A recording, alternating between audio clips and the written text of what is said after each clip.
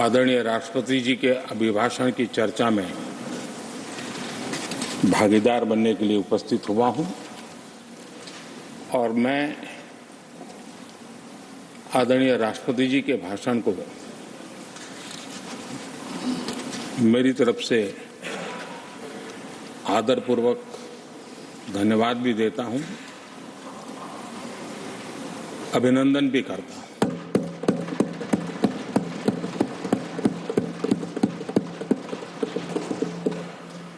आदरणीय सभापति जी,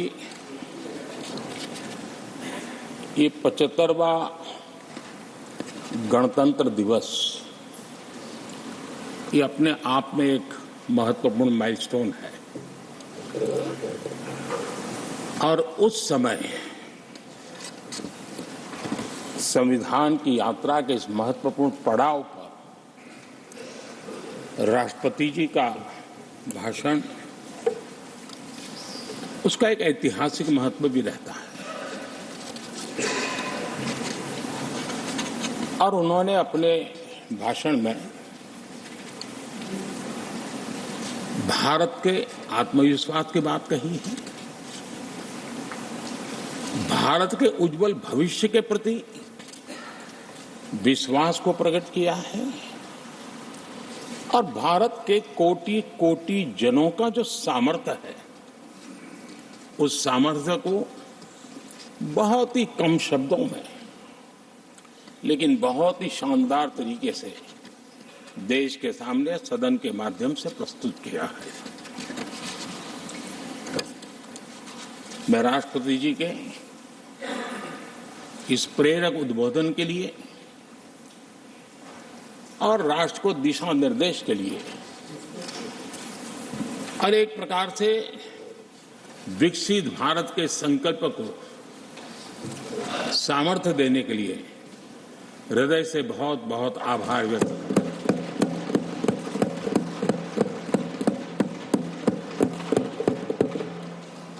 चर्चा के दरमियान अनेक मान्य सदस्यों ने अपने विचार रखे और चर्चा को समृद्ध करने का अपने अपने तरीके से प्रयास भी किया। इस चर्चा को समृद्ध करने के प्रयास करने वाले सभी आदरणीय साथियों का भी मैं हृदय से आभार व्यक्त करता हूं, अभिनंदन करता हूं।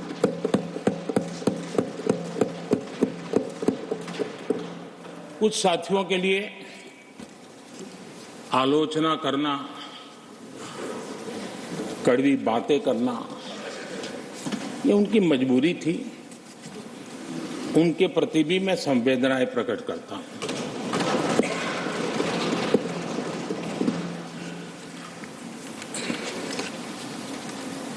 मैं उस दिन तो कह नहीं पाया लेकिन मैं खड़गे जी का विशेष आभार प्रकट करता हूं।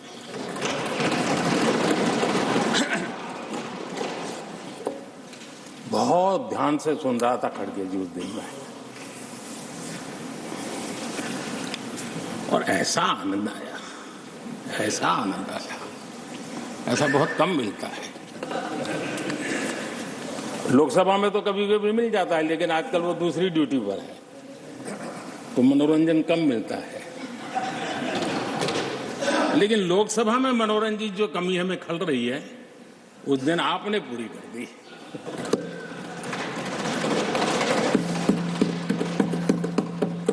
और मुझे प्रसन्नता इस बात की थी कि माननीय खड़गे जी काफी लंबा और बड़ी इम्तिहान वजह से शांति से बोल रहे थे, समय भी काफी लिया था।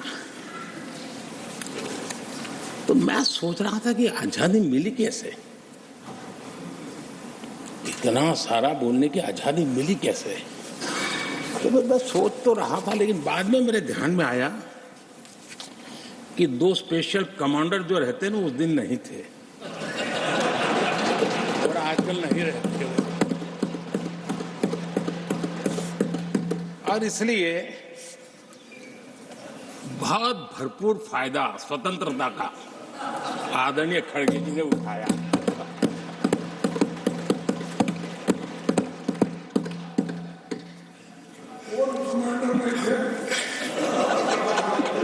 और मुझे लगता है कि उस दिन खरगे जी ने सिनेमा का एक गाना सुना होगा, ऐसा मौका फिर कहां मिलेगा।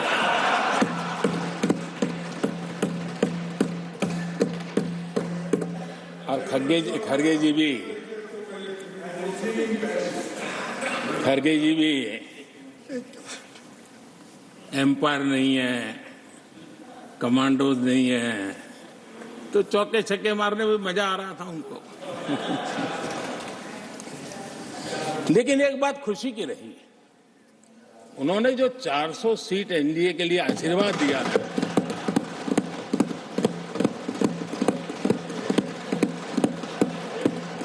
और मैं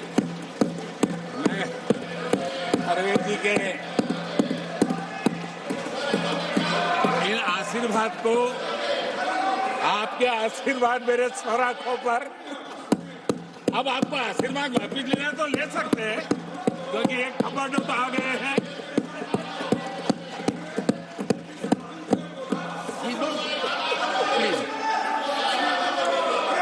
आदरणीय सभापति जी,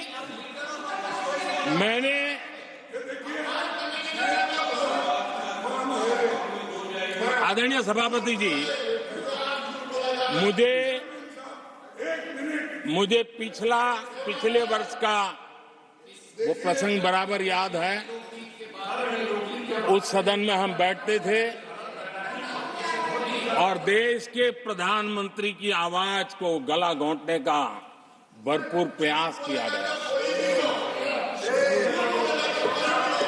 हम बड़े धैर्य के साथ, बड़ी नम्रता के साथ आपके एक एक शब्द को सुनते रहे, और आज भी आप न सुनने की तैयारी के साथ आए हैं। आप न सुनने की तैयारी के साथ आए हैं, लेकिन मेरी आवाज को आप दबा नहीं सकते हैं।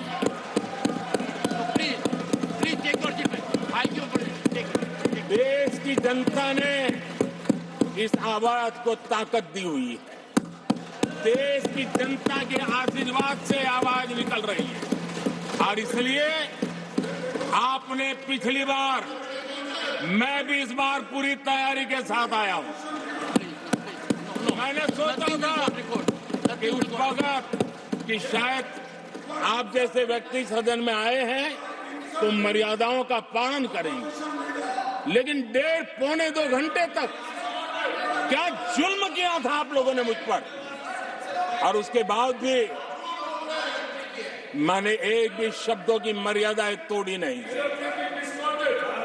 आदरणीय सभापति जी, मैंने भी एक प्रार्थना की है, और प्रार्थना तो कर सकते हैं, और मैं तो करता रहता हूं।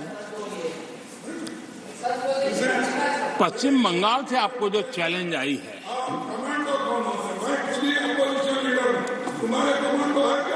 और पश्चिम बंगाल से चैलेंज आई है कि कांग्रेस 440 पार नहीं कर पाएगी, 40 पार नहीं कर पाएगी। मैं प्रार्थना करता हूं कि आप 40 बचा पाए।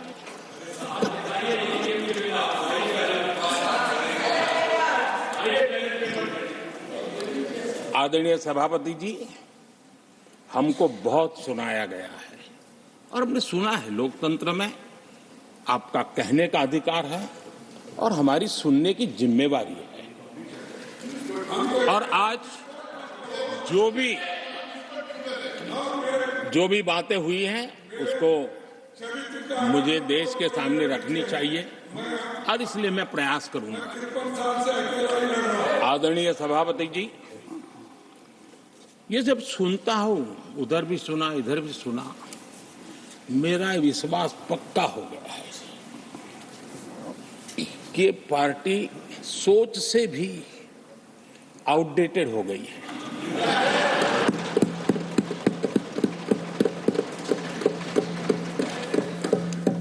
और जब सोच आउटडेटेड हो गई है, तो उन्होंने अपना कामकाज भी आउटसोर्स कर दिया है। देखते ही देखते इतना बड़ा दल इतने दशकों पर तक देश पर राज करने वाला दल, ऐसा पतन, ऐसी गिरावट हमें खुशी नहीं हो रही है। हमारी आपके प्रति संवेदनाएं हैं, लेकिन डॉक्टर क्या करेगा जी? पेशेंट खुद आगे क्या बोलूं?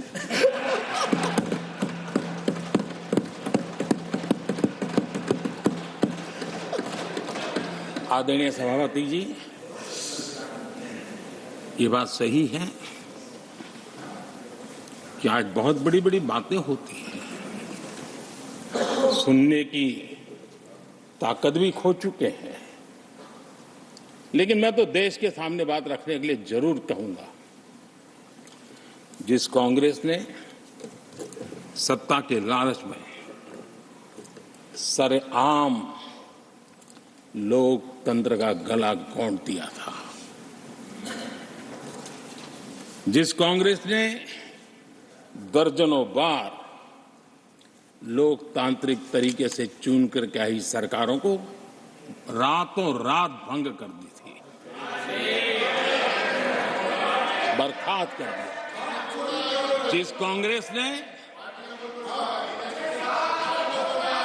देश की संविधान लोकतंत्र की मर्यादा को जेल के सलाखों के पीछे बंद कर दिया था, जिस कांग्रेस ने अखबारों पर ताले लगाने तक की कोशिश की, आवाज, जो कांग्रेस देश को तोड़ने के नैरेटिव घड़ना का नया शौक उनको पैदा हुआ, इतना तोड़ा कम नहीं है, अब उत्तर दक्षिण को तोड़ने के लिए बयान दिए जा रहे हैं।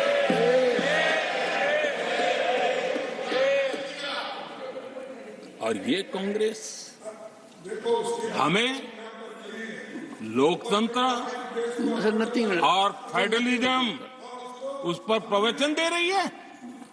आदरणीय सभापति जी, जिस कांग्रेस ने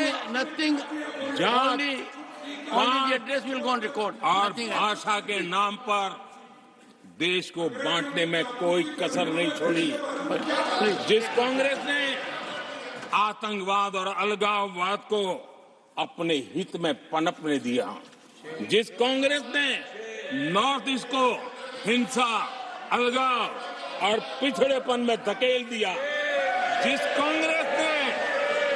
कांग्रेस के राज में नक्सलवाद के लिए देश के लिए एक बहुत बड़ी चुनौती बनाकर के छोड़ दिया, जिस कांग्रेस ने देश की बहुत बड़ी जमीन दुश्मनों के हवाले कर दी, जिस कांग्रेस ने देश की सेनाओं का आधुनिकीकरण होने से रोक दिया, वो आज हमें राष्ट्रीय सुरक्षा और आंतरिक सुरक्षा के लिए भाषण दे रहे हैं। जिस कांग्रेस ने आजादी के बाद से ही कंफ्यूज रही, उनको उद्योग जरूरी है कि खेती जरूरी है, उसी कंफ्यूजन में गुजारा किया। जो कांग्रेस तय नहीं कर पाई कि नेशनलाइजेशन करना है कि प्राइवेटाइजेशन करना है, उलझती रही। जो कांग्रेस 10 वर्ष में 12 नंबर से 11 नंबर पर आर्थिक व्यवस्था ले आ पाई, 10 साल में 12 से 11 नंबर। और आप 12 से 11 आने में बहुत मेहनत नहीं पड़ती है, जैसे जैसे आगे बढ़ते हैं तो मेहनत और बढ़ती है। हम 10 साल में 5 नंबर पे ले आए, और ये कांग्रेस हमें यहां आर्थिक नीतियों पर लंबे लंबे भाषण सुना रही है। आदरणीय सभापति जी, जिस कांग्रेस ने ओबीसी को पूरी तरह आरक्षण नहीं दिया, जिसने सामान्य वर्ग के गरीबों को कभी आरक्षण नहीं दिया, जिसने बाबा साहब के बजाय बाबा साहब को भारत रत्न देने योग्य नहीं माना, अपने ही परिवार को भारत रत्न देते रहे, जिस कांग्रेस ने देश की गली सड़कों चौक चौराहे पर अपने ही परिवार के नाम के पाठ जड़ दिए हैं, वो हमें उपदेश दे रहे हैं, वो हमें सामाजिक न्याय के पाठ पढ़ा रहे हैं। आदरणीय सभापति जी, जिस कांग्रेस के अपने नेता की कोई गारंटी नहीं है, अपनी नीति की कोई गारंटी नहीं है, वो मोदी की गारंटी पर सवाल उठा रहे हैं।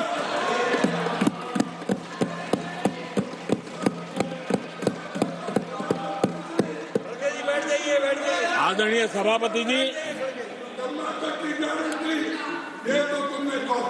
आदरणीय सभापति जी, यहां एक शिकायत थी,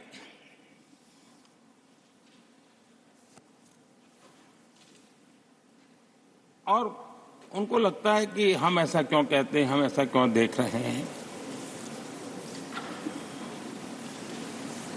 देश और दुनिया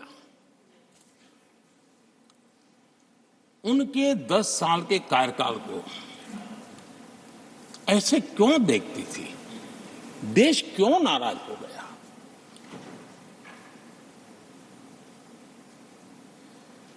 इतना गुस्सा देश को क्यों आया।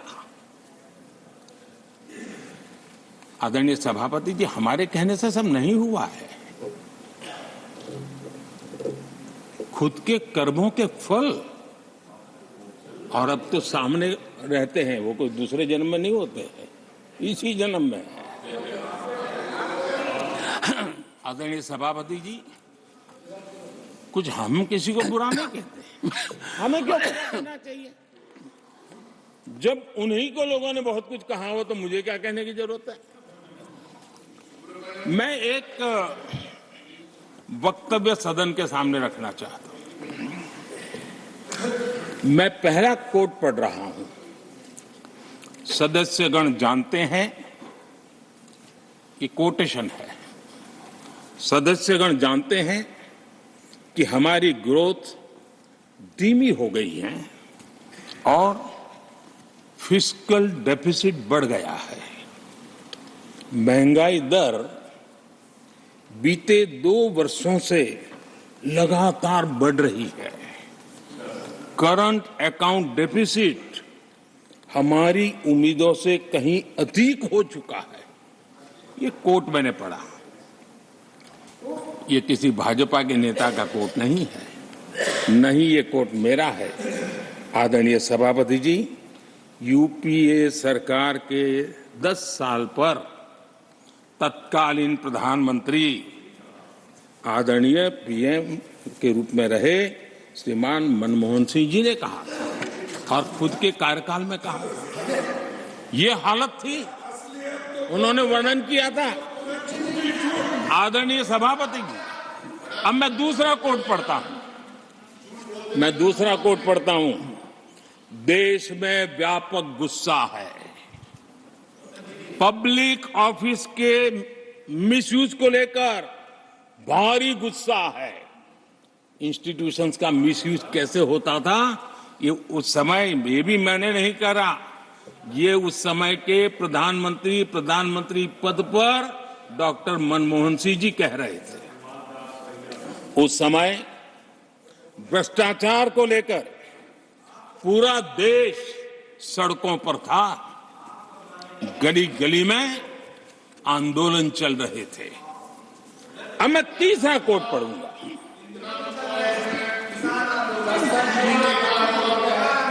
एक संशोधन की कुछ पंक्तियां हैं, इसको भी आप सुनिए। टैक्स कलेक्शन में भ्रष्टाचार होता है, इसके लिए जीएसटी लाना चाहिए। राशन की योजना में लीकेज होती है, जिससे देश का गरीब सबसे अधिक पीड़ित है। इसको रोकने के लिए उपाय खोजने होंगे। सरकारी ठेके जैसे दिए जा रहे हैं, उस पर शक होता है, ये भी तत्कालीन प्रधानमंत्री आदरणीय मनमोहन सिंह जी ने कहा था। और उसके पहले और एक प्रधानमंत्री, उन्होंने ये कहा था कि दिल्ली से 1 रुपया जाता है 15 पैसा पहुंचता है। सुधार, बीमारी का पता था, सुधार करने की तैयारी नहीं थी। और आज बातें तो बड़ी बड़ी की जा रही है। कांग्रेस के 10 साल का इतिहास देखिए। फ्रेजाइल 5 इकोनॉमी में दुनिया में कहा जाता था, मैं नहीं, दुनिया कहती फ्रेजाइल 5, पॉलिसी पैरालिसिस, ये तो उनकी पहचान बन गई थी। और हमारे 10 वर्ष टॉप 5 इकोनॉमी वाले।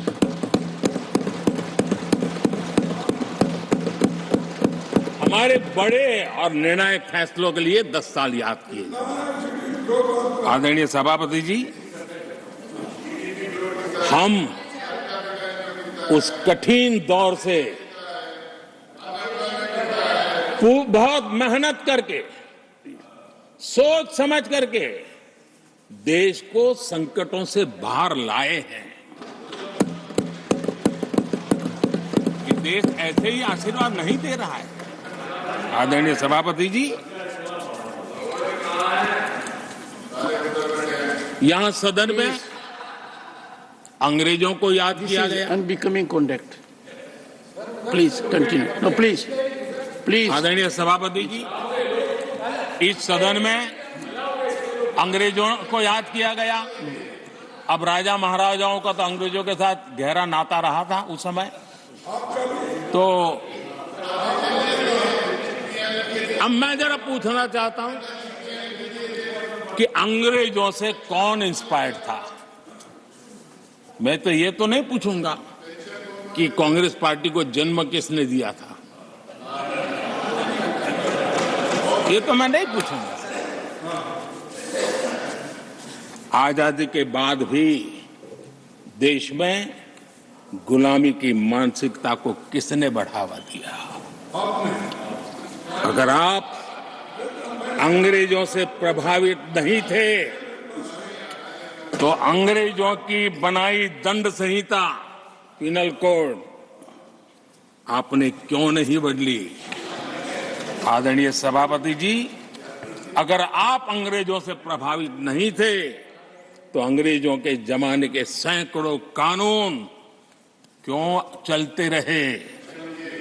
आप अगर अंग्रेजों से प्रभावित नहीं थे तो लाल बत्ती कल्चर, ये लाल बत्ती कल्चर इतने दशकों बाद भी क्यों चलता?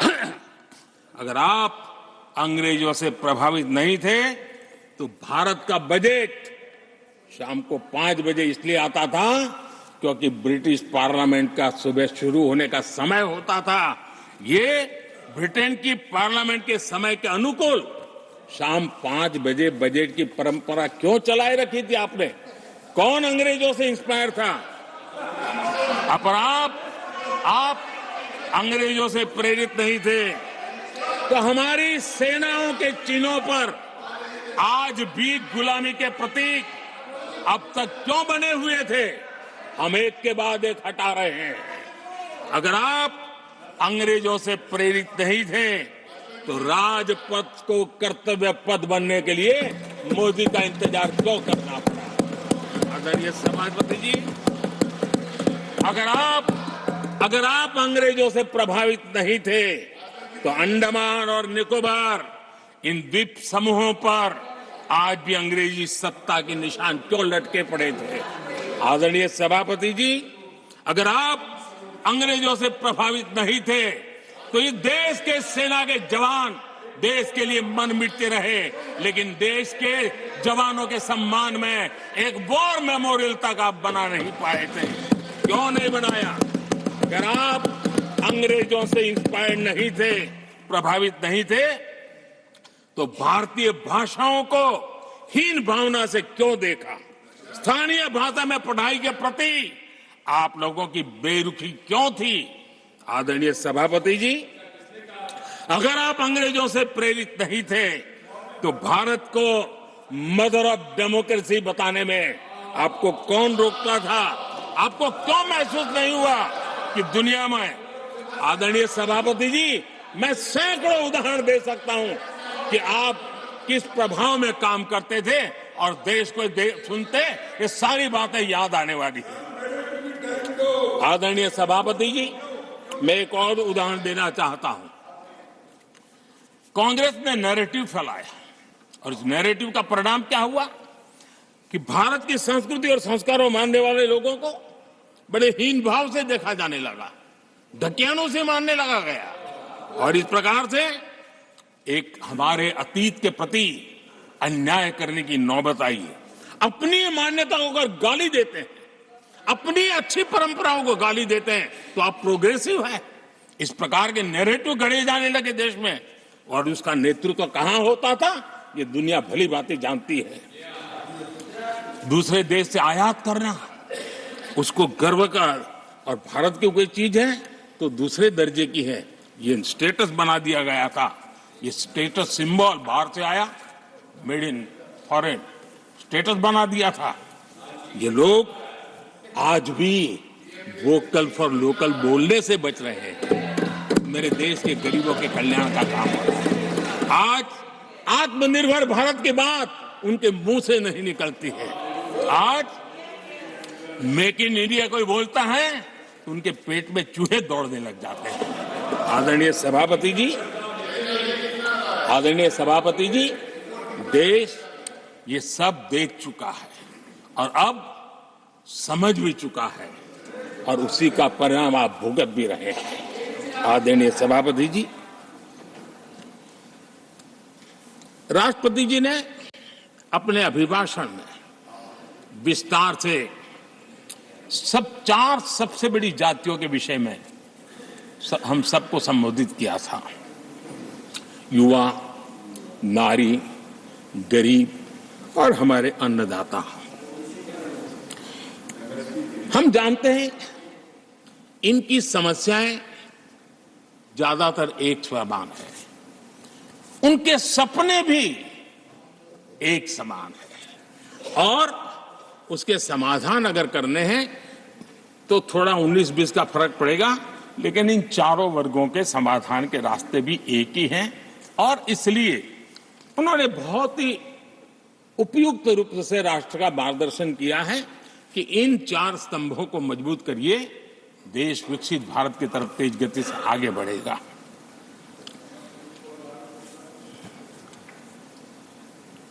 आदरणीय सभापति जी, अगर हम 21वीं सदी में हैं, हम विकसित भारत के सपने को इसी सदी में 2047 तक सिद्ध करना चाहते हैं तो 20वीं सदी की सोच नहीं चल सकती। 20वीं सदी का स्वार्थी एजेंडा, मैं और मेरा वाला जो खेल है ना, वो 21वीं सदी में देश को समृद्ध नहीं, विकसित भारत नहीं बना सकता है। कांग्रेस इन दिनों काफी बातें हो रही जाति की, फिर से एक बार क्यों जरूरत पड़ गई उनको मैं तो नहीं जानता हूं, लेकिन अगर उनको जरूरत पड़ी है तो पहले जरा अपने गरिबान में झांके तो उनको पता चलेगा क्या किया है। दलित, पिछड़े और आदिवासी, कांग्रेस जन्मजात उनकी सबसे बड़ी विरोधी रही है।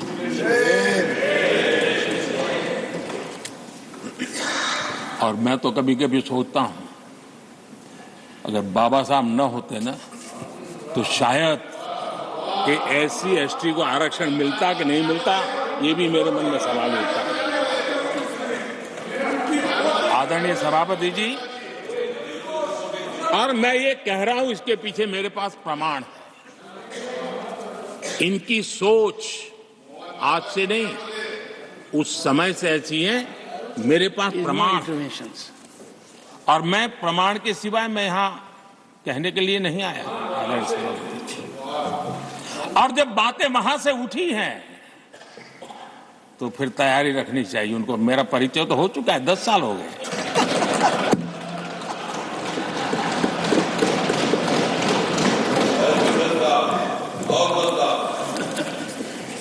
एक बार, और मैं आदरपूर्वक नेहरू जी को इन दिनों ज्यादा याद करता हूं, क्योंकि हमारे साथियों की अपेक्षा रहती है कि जरा उनको तो बोलो, कुछ तो बोल रहे थे। अब देखिए, एक बार नेहरू जी ने एक चिट्ठी लिखी थी, और ये चिट्ठी मुख्यमंत्रियों को लिखी थी। मैं उसका अनुवाद पढ़ रहा हूं।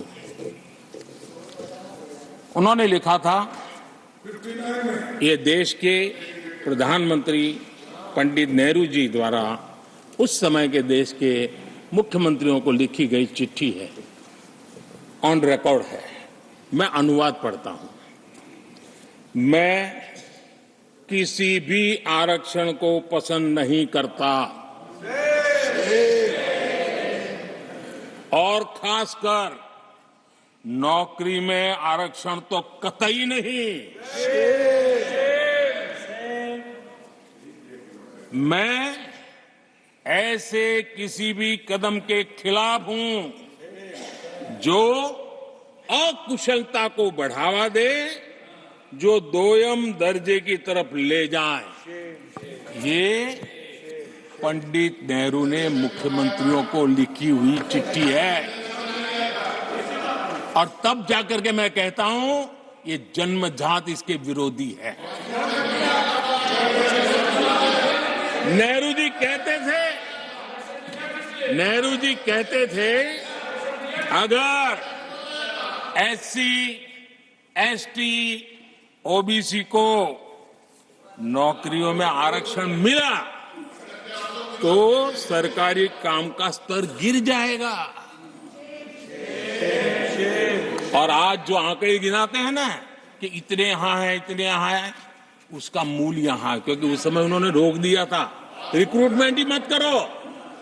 अगर उस समय सरकार में भर्ती हुई होती और वो प्रमोशन करते करते आगे बढ़ते तो आज यहां पर पहुंचते। सभापति जी, ये कोर्ट में पढ़ रहा हूं, आप वेरीफाई कर सकते हैं। मैं पंडित नेहरू का कोट पढ़ रहा हूं।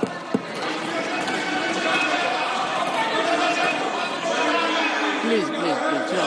और आदरणीय सभापति जी, leader of opposition was heard in rapt attention. Are you setting this example? Leader of opposition, आदरणीय सभापति जी, please sit down, sit down. आप तो जानते हैं नेहरू जी ने जो कहा वो कांग्रेस के लिए हमेशा से पत्थर की लकीर होता है। नेहरू जी ने कहा मतलब पत्थर की लकीर उनके लिए।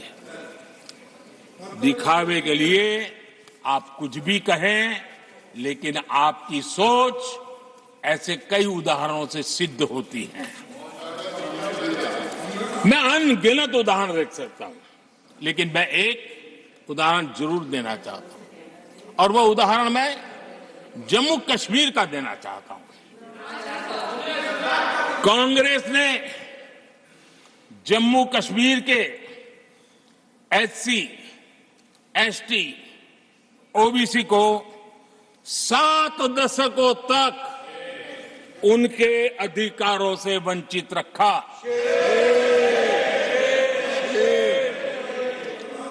आर्टिकल 370, 370 में हम कितनी जीतेंगे उसकी बात अभी नहीं कर रहा हूं। आर्टिकल 370 को निरस्त किया, तब जाकर के इतने दशकों के बाद एसटी, एसटी, ओबीसी को वो अधिकार मिले जो देश के लोगों को बरसों से मिले हुए थे। इसको रोक के रखा था। जम्मू कश्मीर में फॉरेस्ट राइट्स एक्ट उनको प्राप्त नहीं था। जम्मू कश्मीर में प्रिवेंशन ऑफ एट्रोसिटी एक्ट नहीं था। ये हमने 370 हटाकर ये अधिकार उनको दिए। हमारे एससी समुदाय में भी सबसे पीछे पीड़ित कोई रहा तो हमारा वाल्मीकि समाज रहा, लेकिन हमारे वाल्मीकि परिवारों को भी 7-7 दशक के बाद भी जम्मू कश्मीर में रहे, लोगों की सेवा करते रहे, लेकिन डोमिसाइल का अधिकार नहीं दिया गया। ये है। और मैं आज देश को भी अवगत करना चाहता हूं कि स्थानीय निकायों में, लोकल सेल्फ गवर्नमेंट्स में ओबीसी के आरक्षण का विधेयक भी कल 6 फरवरी को लोकसभा में भी पारित।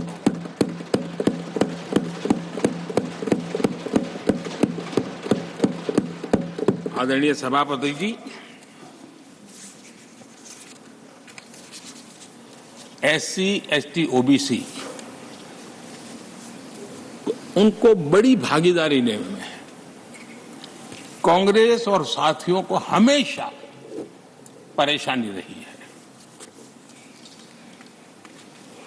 बाबा साहब की राजनीति को, बाबा साहब के विचारों को खत्म करने के लिए कोई कसर उन्होंने छोड़ी नहीं है। वक्तव्य अवेलेबल है, चुनाव में क्या क्या बोला गया है वो भी अवेलेबल है। इसको भारत रत्न भी देने की तैयारी नहीं थी, वो भी भाजपा के समर्थन से और सरकार बनी, तब बाबा साहब को छाड़ दिया। इतना ही नहीं, सीताराम केसरी अति पिछड़ी जाति से कांग्रेस पार्टी के अध्यक्ष उठा करके फुटपाथ पर फेंक दिया गया। ओबीसी, वो वीडियो अवेलेबल है, वो देश ने देखा सीताराम केसरी के साथ क्या हुआ। और आदरणीय सभापति जी, इनके एक मार्गदर्शक अमेरिका में बैठे। सभापति जी, इनके एक मार्गदर्शक अमेरिका में बैठे। Sir, only the address will go on record. जो ओनली एड्रेस, नो। पिछले चुनाव में हुआ तो हुआ के लिए फेमस हो गए थे, और कांग्रेस इस परिवार के काफी करीबी है। उन्होंने अभी संविधान निर्माता बाबा साहब आंबेडकर के उनके योगदान को छोटा करने का भरपूर प्रयास।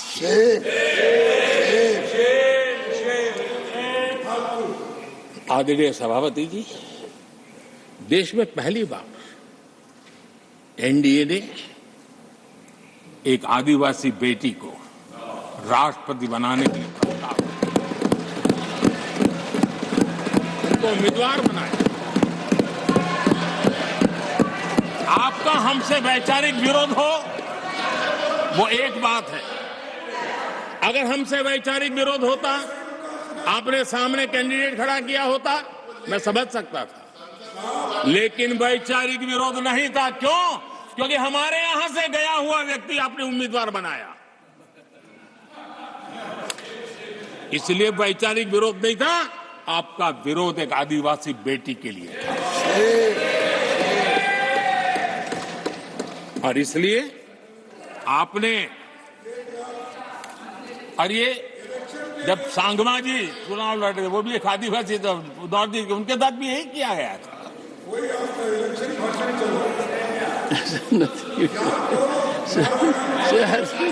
और आज तक सभापति जी, राष्ट्रपति जी का अपमान करने की घटनाएं कम नहीं है।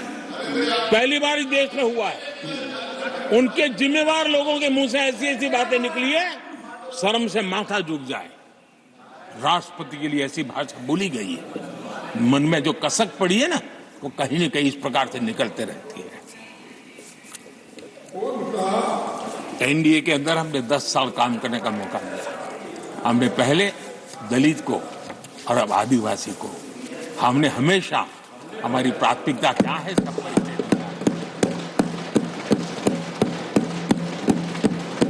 आदरणीय सभापति जी, जब हम हमारी सरकार के परफॉर्मेंस की बात करता हूं, एनडीए की जो गरीब कल्याण की नीतियों की बातें कर रहा हूं। थोड़ा सा अगर उस समाज को निकट से जानते हो, आखिर कौन समाज है लाभार्थी, कौन लोग हैं? ये झुग्गी झोपड़ी में किसको रहने के लिए जिंदगी गुजरनी पड़ रही है? ये किस समाज के लोग हैं? मुसीबतों से गुजरना पड़ता है, व्यवस्थाओं से वंचित रहना पड़ा है, कौन समाज है? हमने जितना काम किया है ना, ये एससी, एसटी, ओबीसी, आदिवासी इसी समाज के लिए है। कच्ची बस्तियों में रहने वाले लोगों को पक्का घर मिला है, तो मेरे इस समाज के बंधुओं को मिला है।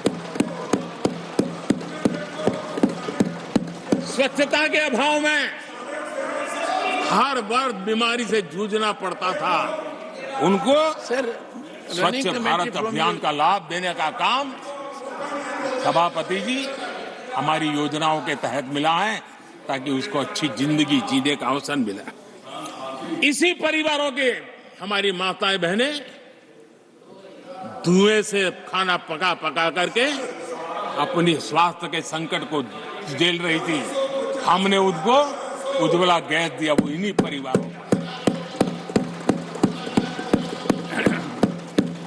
मुफ्त राशन हो, मुफ्त इलाज हो, इसके लाभार्थी यही मेरे परिवार हैं, जो समाज के इस वर्ग के मेरे परिवारजन हैं, जिनके लिए हमारी सारी योजनाएं काम कर रही है।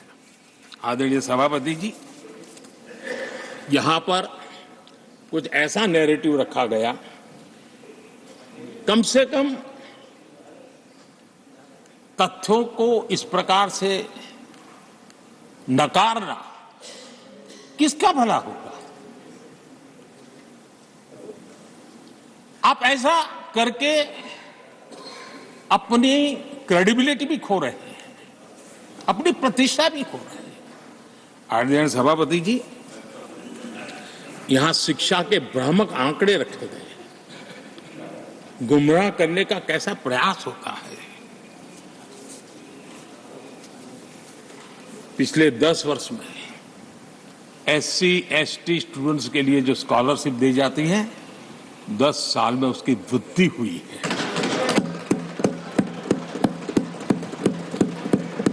इन 10 वर्षों में स्कूलों में, हायर एजुकेशन में नामांकन की संख्या भी बहुत बढ़ी है और ड्रॉप आउट बहुत तेजी से कम हुआ। आदरणीय सभापति जी, 10 साल पहले 120 एकलव्य मॉडल स्कूल थे। आदरणीय सभापति जी, आज 400 एकलव्य मॉडल।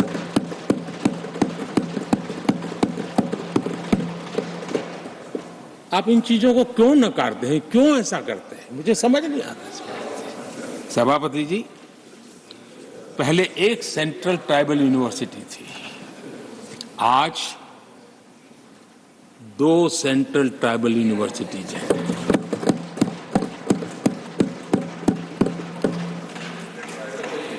आदरणीय सभापति जी, ये भी सच्चाई है कि लंबे अरसे तक दलित, पिछड़े, आदिवासी बेटे बेटियां कॉलेजों का दरवाजा तक नहीं देख पाते थे। मुझे याद है, मैं गुजरात में जब सीएम बना तो मेरे लिए चौंकाने वाला एनालिसिस मेरे सामने आया। गुजरात में उमरगांव से अंबाजीपुरा बेल्ट आदिवासी बहुल क्षेत्र है। हमारे दिग्विजय जी के एक दामाद भी उसी इलाके में है। उस पूरे इलाके में साइंस स्ट्रीम की एक भी स्कूल नहीं थी। मैं जब वहां गया, अब उस इलाके में मेरे आदिवासी बच्चों के लिए साइंस स्ट्रीम की स्कूल नहीं होगी तो इंजीनियरिंग, डॉक्टरी का तो सवाल ही कहां उठता है। ऐसी मिनिमम चीजें और यहां पर क्या भाषण दे रहे हैं जी। आदरणीय सभापति जी, और मैं बताना चाहता हूं, सदन को गर्व होगा, संतोष, आप उस सदन में बैठे हैं, वहां एक ऐसी सरकार आपके साथ बात कर रही है, कि ऐसी सरकार नेतृत्व कर रही है जहां कितना बड़ा परिवर्तन आया। आप उस समाज का विश्वास बढ़ाइए, उनका हौसला बुलंद कीजिए, वो देश की मुख्य धारा में तेजी से आगे बढ़े, उसके लिए हम प्रयास करें, सामूहिक प्रयास करें। आप देखिए, आदिवासी और हमारे एससी एसटी समाज के विद्यार्थियों का नामांकन, मैं कुछ आंकड़े रखना चाहता हूं। उच्च शिक्षा में एससी विद्यार्थियों का नामांकन 44% बढ़ा है।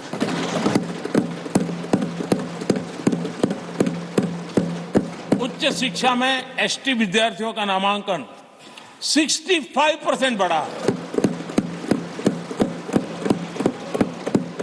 हायर एजुकेशन में ओबीसी समाज के विद्यार्थियों का नामांकन में 45% बढ़ोतरी। और जब मेरे गरीब, दलित, पिछड़े, आदिवासी, वंचित उन परिवार के बच्चे हायर एजुकेशन में जाएंगे, डॉक्टर बनेंगे, इंजीनियर बनेंगे, उस समाज के अंदर एक नया वातावरण पैदा होगा। और उस दिशा में हमारी कोशिश यही है कि मूलभूत समस्याओं का समाधान करने के लिए थोड़ा समय लगे, लेकिन मजबूती से काम करें। और इसलिए हमने एजुकेशन पर इस प्रकार से बल दे के काम किया है। कृपा करके, जानकारियों का अभाव है तो कहिए, हम जानकारियां दे देंगे, लेकिन ऐसे नैरेटिव मत बनाइए ताकि आपकी प्रतिष्ठा भी कम हो, आपके शब्द की ताकत खत्म हो जाए। आप पर दया आ जाती है कभी कभी।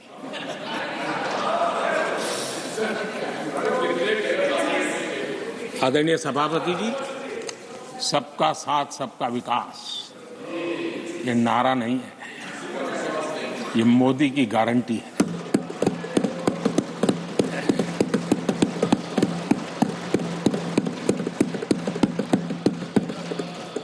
और जब इतने सारे काम करते हैं, मान लीजिए किसी ने कविता लिख करके भेजी थी, कविता तो बड़ी लंबी है, तो उसमें एक वाक्य है, मोदी की गारंटी का दौर है। मोदी की गारंटी का दौर है। नए भारत की भोर, नए भारत की भोर, आउट ऑफ वारंटी चल रही दुकानें, आउट ऑफ वारंटी चल रही दुकानें, खोजे अपनी ठोर।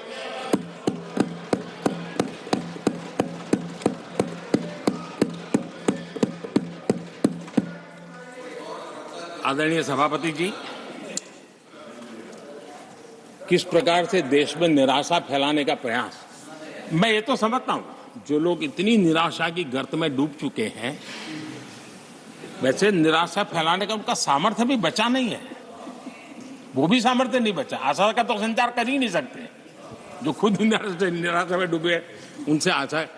लेकिन देश में हर जगह जहां बैठो वहां निराशा निराशा निराशा फैलाने का जो खेल चल रहा है और सच्चाई को नकार करके हो रहा है, वो न खुद का भला कर पाएंगे न देश का भला कर पाएंगे। आदरणीय सभापति जी, हर बार एक ही गाना गाया जाता है, समाज के कुछ वर्गों को भड़काने के लिए बिना हकीकतों को ऐसे वाक्य बोल दिए जाते हैं। मैं जरा देश के सामने कुछ हकीकत बोलना चाहता हूं और मुझे विश्वास है मीडिया इस ऐसे विषयों पर जरा डिबेट कर ले ताकि पता चले। आदरणीय सभापति जी, यहां पर सरकारी कंपनियों को लेकर हम पर भांति भांति के आरोप लगे। क्या क्या आरोप लगाए जा रहे हैं, सिर पैर माथा कुछ नहीं, बस लगाते चलो। अब देखिए, देश को याद है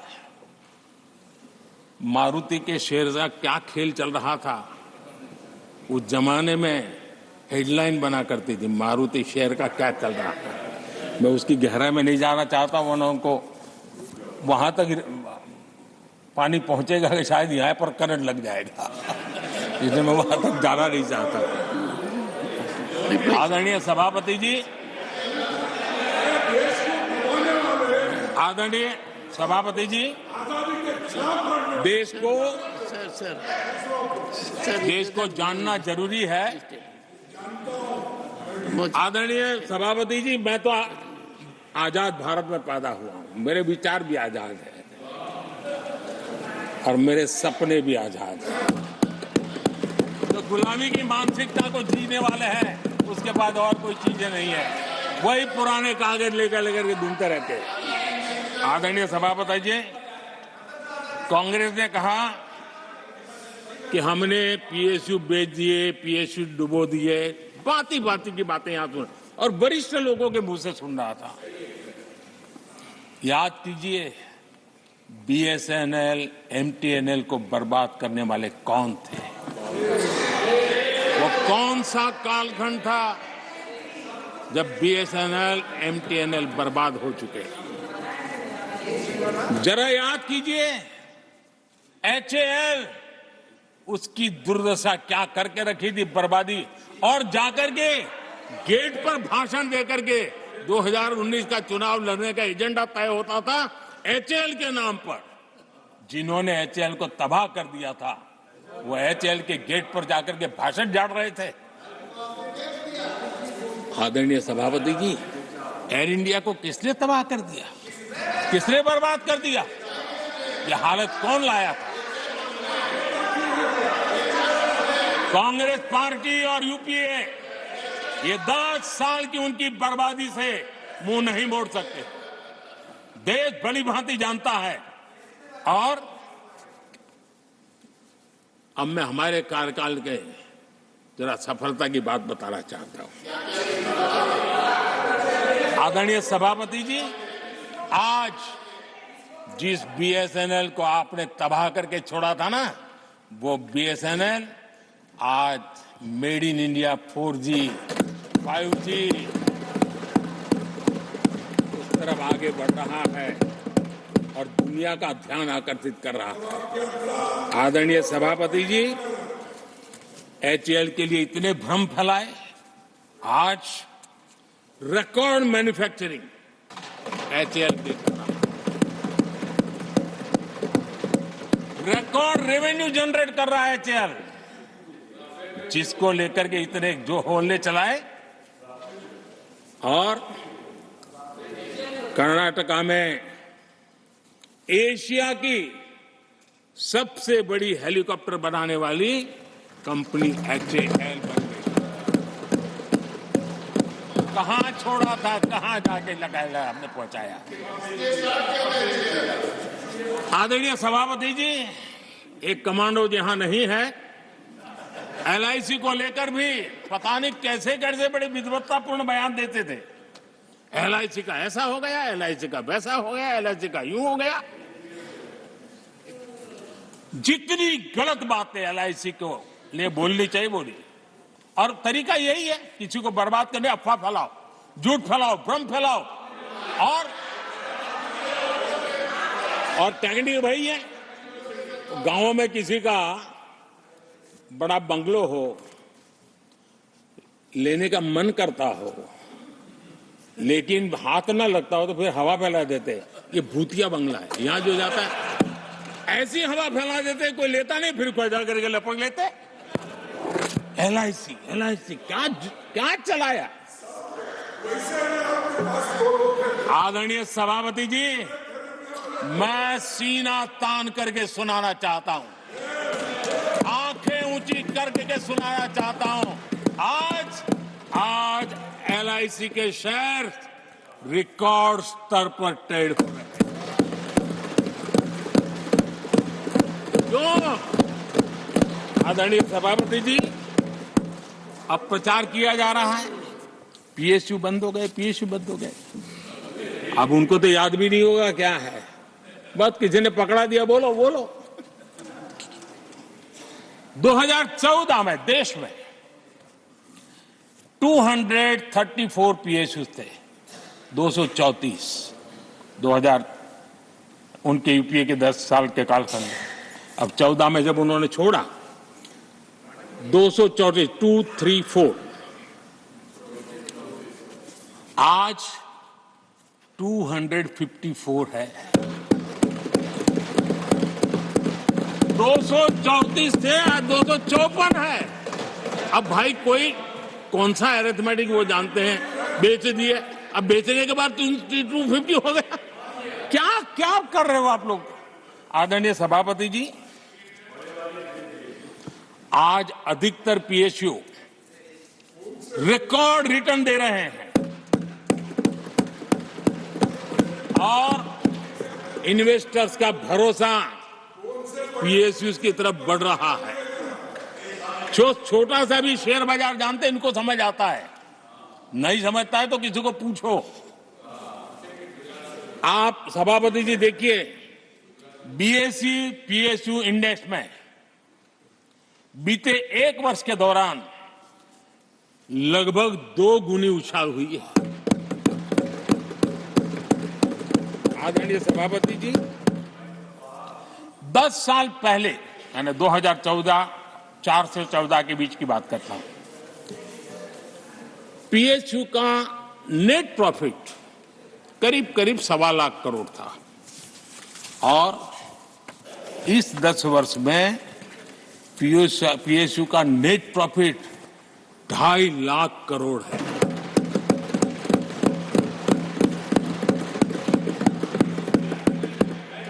दस वर्ष में, हमारे 10 वर्ष में पीएसयू की नेट वर्थ 9.5 लाख करोड़ से बढ़कर के 17 लाख करोड़ हो गई है।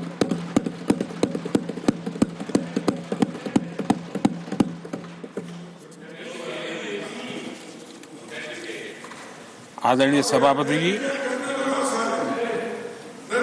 इनका हाथ जहां भी लगता है ना, उसका डूबना तय हो जाता है और उससे यही दशा करके उन्होंने छोड़ी थी।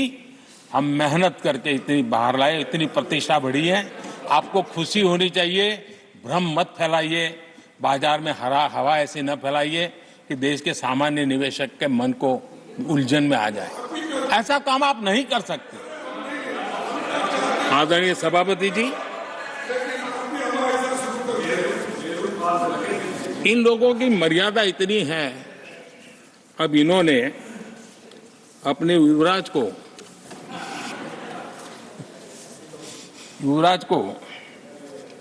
एक स्टार्टअप बना करके दिया है। अभी वो नॉन स्टार्टर है।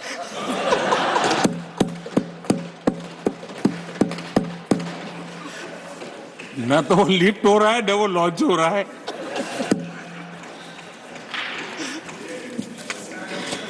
आदरणीय सभापति जी,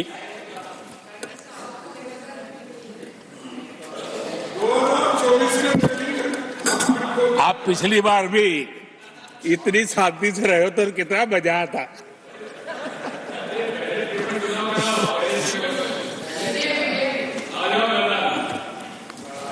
आदरणीय राष्ट्रपति जी, आदरणीय सभापति जी,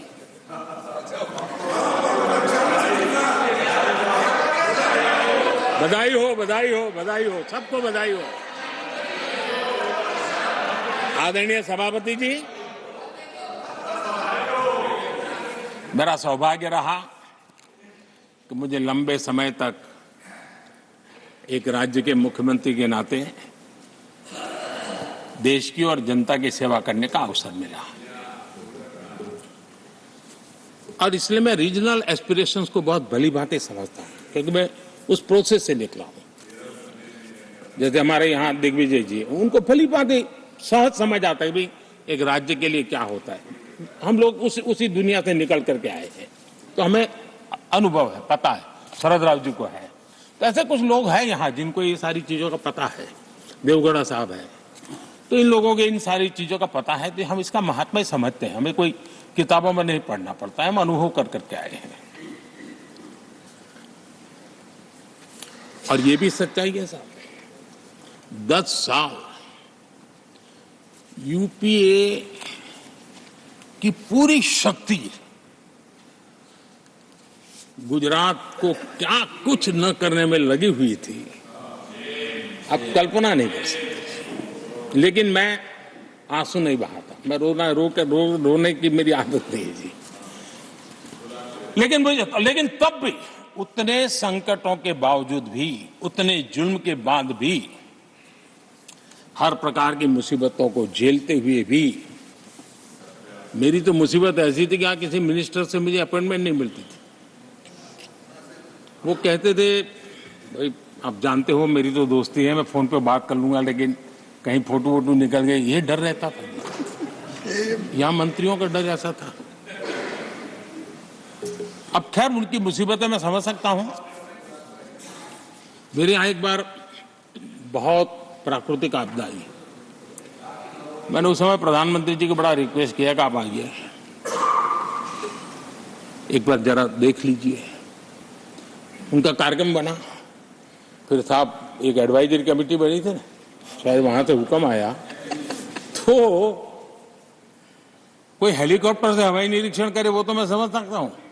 साहब वो कार्यक्रम बदल करके साउथ में किस राज्य में गए तो मुझे याद नहीं रहा आज, और बोले हम हवाई जहाज से ऊपर से देख लेंगे, हम गुजरात में नहीं आएंगे। मैं सूरत पहुंचा हुआ था, वो आने वाले थे, मैं जानता हूं आखिर में क्या हुआ होगा। तो आप कल्पना कर सकते हैं साहब, प्राकृतिक आपदा में भी मैंने ऐसी मुसीबतों को झेला है, लेकिन उसके बावजूद भी उस समय भी मेरा मंत्र था, आज भी मेरा मंत्र है कि देश के विकास के लिए राज्य का विकास, भारत के विकास के लिए गुजरात का विकास, और हम सबको इसी रास्ते पर चलना चाहिए। हम राज्यों का विकास से ही राष्ट्र का विकास कर पाएंगे। इस पे कोई विवाद नहीं हो सकता है, कोई विवाद नहीं हो सकता है। और मैं आपको विश्वास देता हूं सभापति जी, राज्य अगर एक कदम चलता है तो 2 कदम चलने की ताकत देने के लिए मर रहा है।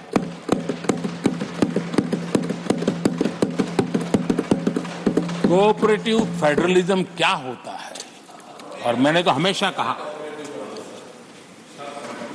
Competitive cooperative federalism. आज देश को जरूरत है कॉम्पिटिटिव कोऑपरेटिव फेडरलिज्म। हमारे राज्यों के बीच में तंदुरुस्त स्पर्धा हो ताकि हम तेजी से देश में आगे बढ़े। एक सकारात्मक सोच के साथ हमको चलने की जरूरत है। और मैं ये राज्य में था तब भी इसी विचारों को लेकर के काम करता था, इसलिए चुपचाप सहता भी था। आदरणीय सभापति जी, कोविड एक उदाहरण है। इतना बड़ा संकट आया दुनिया का, ऐसे संकट के समय राज्य के मुख्यमंत्रियों के साथ 20 बैठकें की उस कालखंड में, एक एक बात का विचार विमर्श करके साथ लेकर के, और सभी राज्यों का सहयोग, एक टीम बन करके केंद्र और राज्य ने काम किया। दुनिया जिस मुसीबत को झेल नहीं पाई, हम सब ने मिलकर के, किसी एक को क्रेडिट मैं कभी नहीं दूंगा, सब ने मिलकर के इस देश को बचाने के लिए जो हो सकता है, राज्यों को भी उसकी क्रेडिट लेने का पूरा अधिकार है। इस सोच में हमने काम किया। आदरणीय सभापति जी, G20 का आयोजन हम दिल्ली में कर सकते थे। हम दिल्ली में इन बड़े बड़े नेताओं के बीच रह करके सब कुछ क्या नहीं कर, पहले हुआ ही है। हमने ऐसा नहीं किया। हमने G20 का पूरा यश राज्यों को, दिल्ली में एक मीटिंग की तो राज्य में 200, एक एक राज्य को एक्सपोजर मिले दुनिया में। ये गलती से नहीं हुआ, योजना के तरीके से हुआ है। मेरे लिए किसकी सरकार है इसके आधार पर मैं देश नहीं चलाता। हम सब मिलकर के देश आगे बढ़ाना चाहते हैं, इस भूमिका से काम किया है। आदरणीय सभापति, हमारे देश में विदेश के मेहमान आते थे तो मेरे आने के बाद आ रहे थे, थोड़ा पहले भी आते थे। आज विदेशी मेहमान आते हैं तो मेरा आग्रह रहता है कि आपको एक दिन किसी राज्य में जाना चाहिए। मैं उनको लेते के जाता हूं राज्यों में, ताकि उनको पता चले कि मेरा देश यानी दिल्ली नहीं है, मेरा देश चेन्नई में भी है, मेरा देश बेंगलुरु में भी है, मेरा देश हैदराबाद में भी है, मेरा देश पुरी में भी है, भुवनेश्वर में भी है, मेरा देश कलकत्ता में भी है, मेरा देश गुवाहाटी में भी है। पूरे दुनिया को मेरे देश के हर कोने का एक्सपोजर मिले, इसके लिए हम कोशिश करते हैं। वहां की सरकार का सहयोग असहयोग इसके तराजू पर नहीं तोड़ते। एक ईमानदारी से इस देश के भविष्य के लिए पूरे विश्व मेरे भारत को जाने, इसके लिए हम इस प्रयास करते हैं।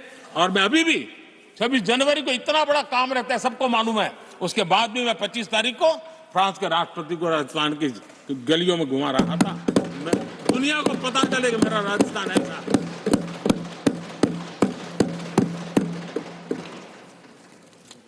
आदरणीय सभापति जी, हमने एक बहुत बड़ा कार्यक्रम लिया जिसकी विश्व में एक मॉडल के रूप में चर्चा हो रही है, एस्पिरेशनल डिस्ट्रिक्ट। एस्पिरेशनल डिस्ट्रिक्ट की जो सफलता है ना, उसमें 80% भूमिका मेरे राज्यों के सहयोग की है। राज्यों ने जो सहयोग किया है, उन्होंने एस्पिरेशनल डिस्ट्रिक्ट की मेरी भावना को समझा है। आज उस एस्पिरेशनल डिस्ट्रिक्ट को आगे बढ़ाने के लिए 80% ताकत राज्यों से मिल रही है, डिस्ट्रिक्ट लेवल के अफसरों से मिल रही है। और जो राज्य, वो राज्य की औसत में भी आखिरी पायदान पे खड़े थे, वो आज नेशनल एवरेज के साथ कंपटीशन करने लगे। ये डिस्ट्रिक्ट कभी पिछड़ी डिस्ट्रिक्ट मानी जाती थी। ये सबका सहयोग से हो रहा है और इसलिए हमारे कार्यक्रमों की रचना ही सबको साथ लेकर के चलने की है और मिल करके देश के भविष्य को बनाने की है। आज देश का हर कोना, हर परिवार विकास के फल प्राप्त करे, ये हम सबका दायित्व है और हम उसी दिशा में जाना चाहते हैं।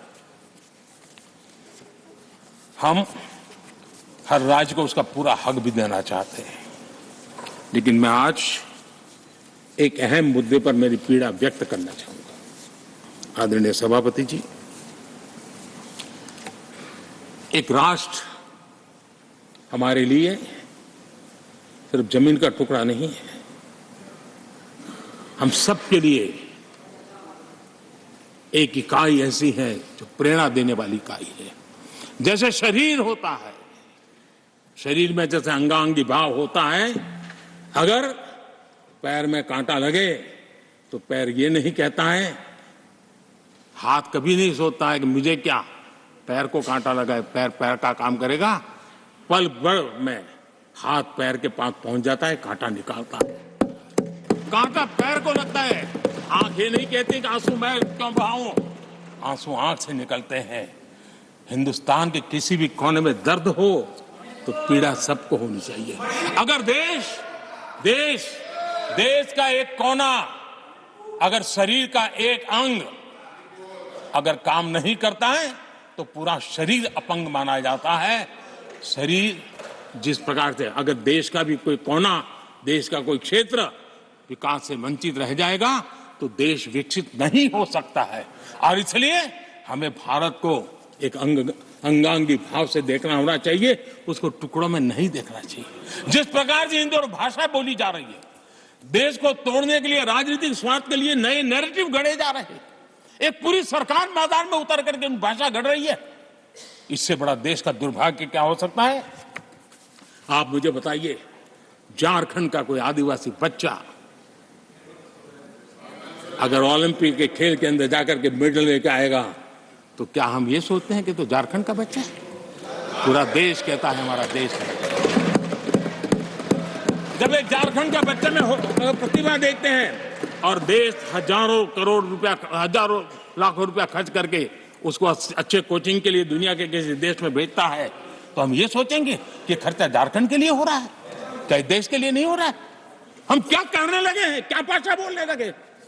इस देश का गौरव, हमारे यहां वैक्सीन, देश के करोड़ों लोगों को वैक्सीन का, हम ये कहेंगे वैक्सीन तो उस कोने में बनी थी इसलिए हक उनका है, देश को नहीं मिल सकती? कैसा सोच सकते हैं? क्या वैक्सीन उस शहर में बनी थी इसलिए देश के और भागों को इसका लाभ नहीं मिलेगा, ये सोचेंगे क्या? क्या सोच बन गई है? और एक राष्ट्रीय दल के अंदर से ऐसे विचार रहा है, ये बहुत बहुत दुखद की बात है। मैं पूछना चाहता हूं आदरणीय सभापति जी, क्या अगर हिमालय कल कहना शुरू कर दें, हिमालय कल बोलना शुरू कर दें कि नदियां मेरे यहां से बहती हैं, मैं तुम्हें पानी नहीं दे दूंगा, पानी का अधिकार मेरा है, देश का क्या होगा? देश कहां जाकर के रुकेगा? अगर जिन राज्यों में कोयला है वो कह दे कोयला नहीं मिलेगा, ये हमारी संपत्ति है, जाओ तुम अंधेरे में गुजारा करो, देश कैसे चलेगा? आदरणीय सभापति जी, ऑक्सीजन, कोविड के समय हमारे यहां ऑक्सीजन की संभावनाएं, पूर्वी कार्य में जो उद्योग है उसके साथ देश के पूरे देश को ऑक्सीजन की जरूरत थी। अगर उस समय पूरब के लोग कह करके बैठ जाते ऑक्सीजन को हम नहीं दे सकते, हमारे लोगों की जरूरत है, देश को कुछ नहीं मिलेगा, क्या होता देश का? उन्होंने संकट झेल करके भी देश को ऑक्सीजन पहुंचाया। देश के अंदर ये भाव तोड़ने का क्या प्रयास हो रहा है? क्या इस प्रकार से देश को हमारा टैक्स, हमारे मनी किस भाषा में बोला जा रहा है? ये देश के भविष्य के लिए नया खतरा पैदा करने वाली बात है।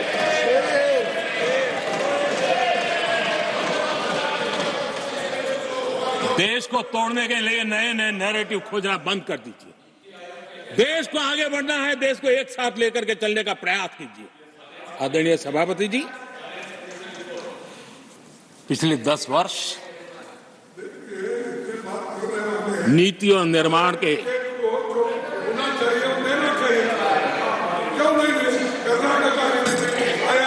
आदरणीय सभापति जी, आदरणीय सभापति जी, Nothing will go on record. No. आदरणीय सभापति जी, Take your seat. नीति और निर्माण This conduct doesn't suit your ये position. नए भारत की नई दिशा दिखाने के लिए Please take your seat. जो दिशा हमने पकड़ी, Please take your seat. Sir. जो निर्माण कार्य हमने लिए हैं, बीते 1 दशक में हमारा पूरा फोकस बेसिक सुविधाएं जरूर मिले उस पर हमारा ध्यान केंद्रित रहा है।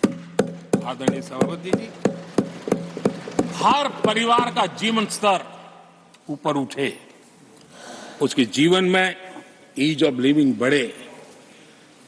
अब समय की मांग है उसकी क्वालिटी ऑफ लाइफ में हम कैसे सुधार लाए।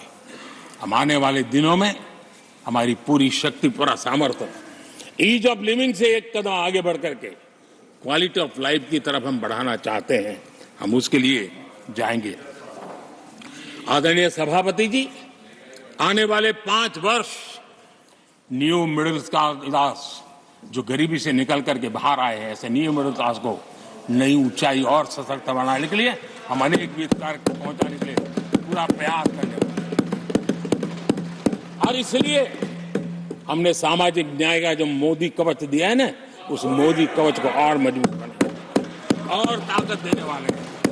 आदरणीय सभापति जी, आजकल जब हम कहते हैं कि 25 करोड़ लोग गरीबी से बाहर आए, तो ऐसा कुतर्क दिया जाता है कि 25 करोड़ बाहर आए तो फिर 80 करोड़ को खाना अनाज क्यों देते हो? आदरणीय सभापति जी, हम जानते हैं कोई बीमार व्यक्ति हॉस्पिटल से बाहर आ जाए ना, तो भी डॉक्टर कहता है कुछ दिन इसको ऐसे ऐसे संभालिए, खाने में परहेजी रखिए, ढिकना करिए, फलाना करिए। ये कहना क्यों? कहीं दोबारा वहां मुसीबत में ना आ जाए। जो गरीबी से बाहर निकला है ना, उसको ज्यादा संभालना चाहिए ताकि कोई ऐसा संकट आकर के फिर से गरीबी की तरफ लपक न जाए। और इसलिए उसको मजबूती देने का समय देना चाहिए। ये समय हमने गरीब को मजबूत, ताकि वो फिर से वो न्यू मिडिल क्लास फिर से वापस उस गर्त में डूब न जाए। हम 5 लाख रुपए आयुष्मान का देते हैं ना, उसके पीछे एक इरादा है। परिवार में एक बीमारी आ जाए ना, मध्यम वर्ग का आदमी भी गरीब बनने से देर नहीं लगती है। और इसलिए गरीबी से बाहर निकलना जितना जरूरी है, उतना गलती से भी गरीबी की तरफ पीछे न चला जाए, उसके लिए ध्यान रखने की आवश्यकता है। और इसलिए हम अनाज देते हैं, अनाज देते रहेंगे, किसी को बुरा लगे या न लगे। 25 करोड़ गरीबी से बाहर निकले हैं, न्यू मिडिल क्लास हुए हैं, लेकिन मुझे समझ है, मैं उस दुनिया जीत करके आया हूं, उनको जरूरत ज्यादा है। और इसलिए हमारी ये योजना जारी रहेगी। आदरणीय सभापति जी,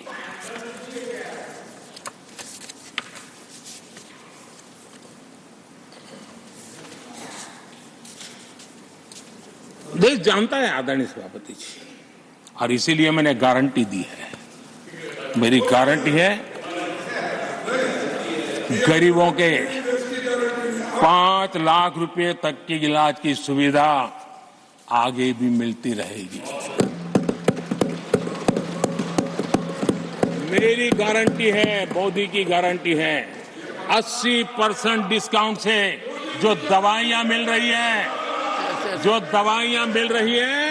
जिसका लाभ मध्यम वर्ग गरीब को मिल रहा है, वो मिलता रहेगा। आदरणीय सभापति जी, मोदी की गारंटी है कि किसानों को जो सम्मान निधि मिल रही है वो सम्मान निधि चालू रहेगी ताकि विकास की यात्रा में वो ताकत के साथ जुड़ जाए। आदरणीय सभापति जी, गरीबों को पक्के घर देने का मेरा अभियान है। अगर परिवार बड़ा होता है, नया परिवार बनता है, पक्के घर देने का मेरा कार्यक्रम जारी रहेगा। नल से जल योजना मेरा पक्का इरादा है और मेरा पक्की गारंटी है कि नल से जल, हम नए शौचालय बनाने की जरूरत पड़ेगी, मेरा पक्की गारंटी है, हम जारी रखेंगे। ये काम सारे तेजी से चलेंगे क्योंकि विकास का जो रास्ता, विकास की जो दिशा हमने पकड़ी है, इसको हम किसी भी हालत में जरा भी धीमी नहीं होने देना चाहते। आदरणीय सभापति जी, हमारी सरकार का तीसरा टर्म दूर नहीं है।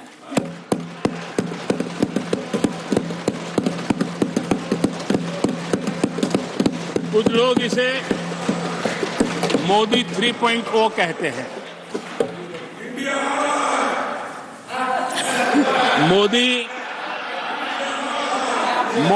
3.0 विकसित भारत की नींव को मजबूत करने के लिए पूरी शक्ति लगा देगी। आदरणीय सभापति जी, अगले 5 साल में भारत में डॉक्टरी की संख्या पहले की तुलना में अनेक गुना बढ़ेगी। मेडिकल कॉलेजों की संख्या बढ़ेगी। इस देश में इलाज बहुत सस्ता और सुलभ हो जाएगा। आदरणीय सभापति जी, अगले 5 साल में हर गरीब के घर में नल से जल का कनेक्शन होगा। आदरणीय सभापति जी, आने वाले 5 साल में उन गरीब को पीएम आवास जो देने हैं, एक भी वंचित नहीं रहे, इसका पक्का ख्याल रखा जाएगा। अगले 5 साल सोलर पावर से बिजली बिल जीरो, देश के कितने नागरिकों, करोड़ों नागरिकों को बिजली बिल जीरो।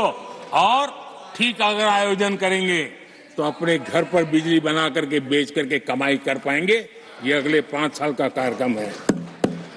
आदरणीय सभापति जी, अगले 5 साल देश में पाइप से गैस के कनेक्शन, पूरे देश में नेटवर्क बनाने का भरपूर प्रयास किया जाएगा। सभापति जी, आने वाले 5 साल हमारी युवा शक्ति का दम पूरी दुनिया देखेगी। आप देखना आदरणीय सभापति जी, हमारे युवा स्टार्टअप्स, युवाओं के यूनिकॉर्न, इसकी संख्या लाखों में होने वाली है। और इतना ही नहीं, टियर 2, टियर 3 सिटी नए स्टार्टअप से उसकी एक नई पहचान के साथ उभरने वाला है। ये मैं 5 साल का चित्र मेरे सामने देख रहा हूं। आदरणीय सभापति जी, रिसर्च फंडिंग, उसकी वृद्धि का प्रभाव आप देखना। पिछले 7 दशक में जितने पेटेंट नहीं हुए हैं, उतने रिकॉर्ड पेटेंट फाइल होने का दिन आने वाले 5 साल में मैं देख रहा हूं। आदरणीय सभापति जी, आज मेरे मध्यम वर्ग के लाखों बच्चे विदेशों में पढ़ने के लिए चले जाते हैं। मैं वो स्थिति लाना चाहता हूं कि मेरे बच्चों के लाखों रुपए बच जाएं, मेरे देश के मध्यम वर्ग के सपने पूरे हो, बेस्ट यूनिवर्सिटी मेरे देश में हो, उच्चतम शिक्षा उनको मेरे देश में मिले और मेरे बच्चों का, उनके परिवार का पैसा बचे। इसलिए मैं कह रहा, आदरणीय सभापति जी, आने वाले 5 साल आप देख रहा, कोई भी इंटरनेशनल खेल की कंपटीशन ऐसी नहीं होगी जिसमें भारत का झंडे हर जगह बनना था। मैं देखने वाला हूं 5 साल खेल जगत के अंदर दुनिया में भारत के युवा की शक्ति की पहचान देने। आदरणीय सभापति जी, आने वाले 5 साल में भारत का पब्लिक ट्रांसपोर्ट पूरी तरह ट्रांसफॉर्म होने वाला है। अगले 5 साल में गरीब और मिडिल क्लास को तेल और शानदार यात्रा की सुविधाएं बहुत आसानी से मिलने वाली है, तेज मिलने वाली है, पूरी ताकत से बढ़ोतरी होने वाली है। अगले 5 साल में देश बुलेट ट्रेन भी देखेगा और देश वंदे भारत ट्रेन का विस्तार भी देखेगा। आदरणीय सभापति जी, अगले 5 साल में आत्मनिर्भर भारत का अभियान नई ऊंचाई पर होगा। देश हर क्षेत्र में आत्मनिर्भर होता नजर आएगा। आदरणीय सभापति जी, आने वाले 5 साल में मेड इन इंडिया सेमीकंडक्टर दुनिया में हमारी गूंज होगी। इलेक्ट्रॉनिक हर गुड्स में वो चीप होगी जिसमें किसी न किसी भारतीय का पसीना होगा। आदरणीय साहब, दुनिया के इलेक्ट्रिक बाजार में, इलेक्ट्रॉनिक बाजार में एक नई गति का सामर्थ्य आने वाले 5 साल में देश देखेगा। आदरणीय सभापति जी, आज देश लाखों करोड़ रुपए का तेल इंपोर्ट करता है।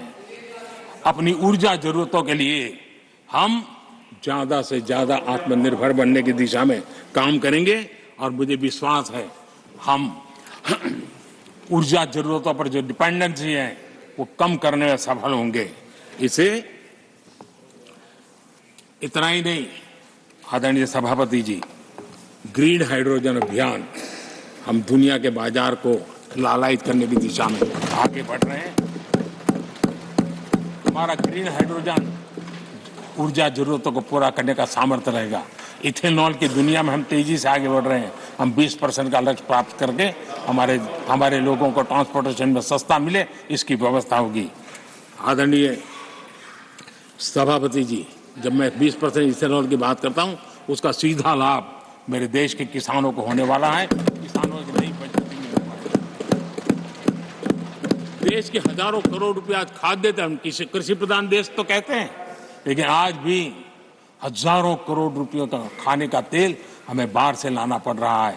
हमारे देश के किसानों पर मुझे भरोसा है और मुझे पक्का भी जो नीतियों को लेकर के हम चलते हैं, एडिबल ऑयल में मेरा देश बहुत एक आत्मनिर्भर 5 साल में हो जाएगा और जो पैसा बचेगा मेरे देश के किसान की जेब में जाएगा, जो आज विदेश के बाजार में जाता है। आदरणीय सभापति जी, केमिकल की खेती के कारण हमारी धरती माँ को बहुत नुकसान हो रहा है। आने वाले 5 साल में नेचुरल फार्मिंग की तरफ देश के किसानों को ले जाने में हम सफलतापूर्वक आगे बढ़ेंगे।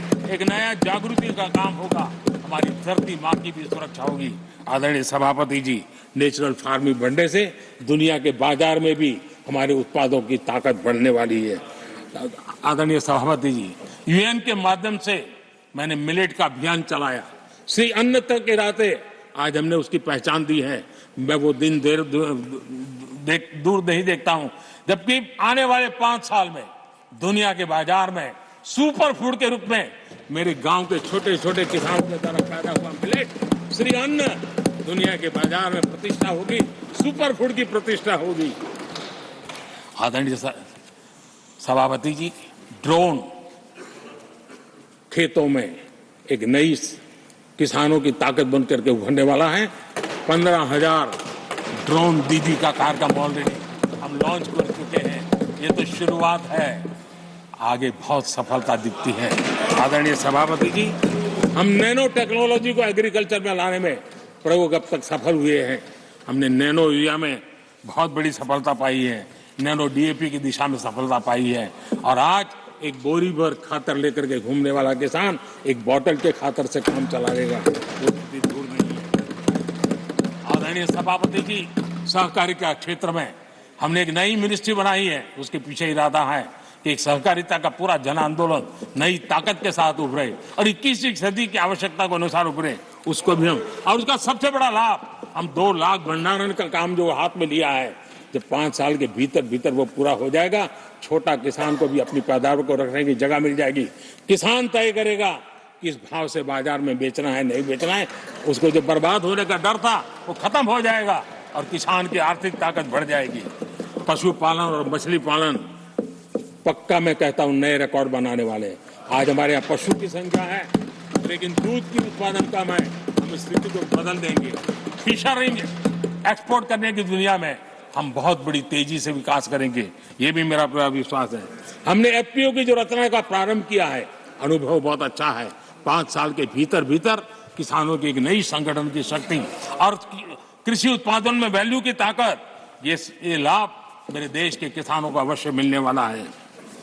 आदरणीय सभापति जी, G20 की सफलता ने साफ कर दिया है और दुनिया में कोविड के बाद जो खुलापन आया, उस खुलापन का सबसे बड़ा लाभ हमने देखा है कि विश्व का ध्यान भारत की तरफ गया है और इसलिए एक बहुत बड़ा क्षेत्र टूरिज्म आने वाले दिनों में होने वाला है और जो सबसे ज्यादा रोजगार देने वाला है।